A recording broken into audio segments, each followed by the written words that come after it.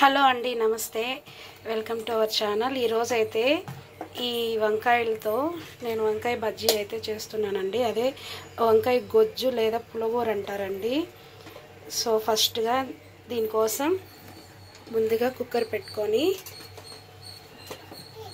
Oil కొద్దిగా వేసుకున్న తర్వాత పండుమిర్చితో కానీ పచ్చిమిర్చి కానీ పండుమిర్చి కానీ బాగుంటాయండి. నా దగ్గర పండుమిర్చి ఉంది, అందుకే వేసుకున్నాను.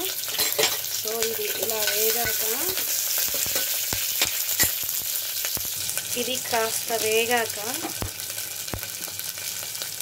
కట్ చేసుకున్న వంకాయలు వేసుకోవాలండి. ఇదైతే సంగట్లేకి వేడి వేడి అన్నం లేకి చపాతీలేకి కూడా బాగుంటుంది. ఇవి ఒక 2-3 మినిట్స్ వేగాక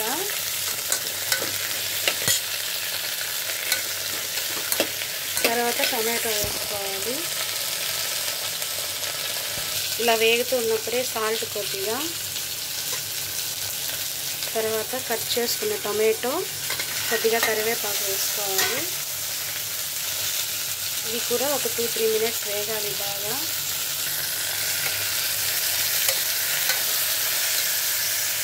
అంటే ఈ ముక్కలన్నీ కొద్దిగా వాడాలండి, మరి అంత ఎక్కువగా వేగకూడదు.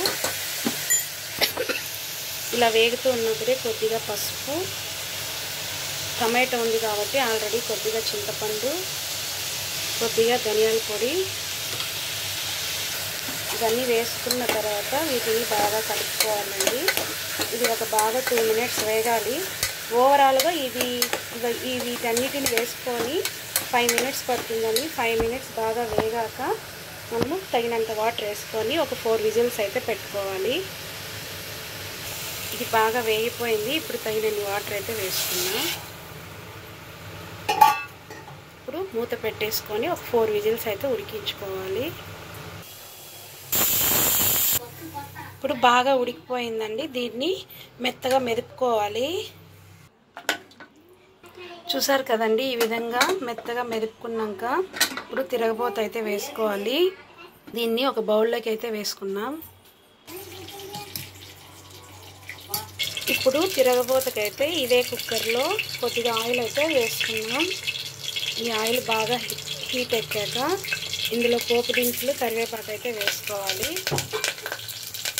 ఇవి ఇలా బాగా వేగాక ఒక చిన్న వెల్లుల్లి రెబ్బ, తర్వాత కట్ చేసుకున్న ఆనియన్ అయితే వేసుకోవాలండి తిరగబోతకి. ఇది పోపు అంతా బాగా వేగాలి. ఇందులో ఇంగువ అయితే వేయట్లేదండి. పోపు అయితే బాగా వేగిందండి. ఇప్పుడు మనము తిరగబోత అయితే వేసుకున్నాం.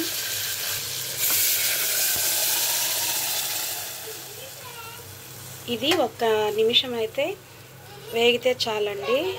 ఇప్పుడు కొద్దిగా కొత్తిమీర, కొద్దిగా సాల్ట్ అయితే తక్కువ ఉందండి, సాల్ట్ వేసుకొని బాగా తిప్పేసుకొని 1 నిమిషం అయితే ఉడకనిద్దామండి. తర్వాత ఒక సర్వింగ్ బౌల్లోకి అయితే తీసుకున్నాం. చూసారు కదా, ఇదైతే చాలా టేస్ట్ అయితే ఉంటుంది. తప్పకుండా ట్రై చేయండి. ఇప్పుడు దీన్ని సర్వింగ్ బౌల్లోకి అయితే వేసుకున్నాం.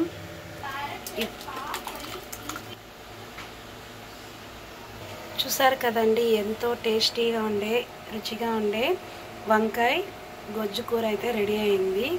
తప్పకుండా ట్రై చేయండి. Please subscribe our channel.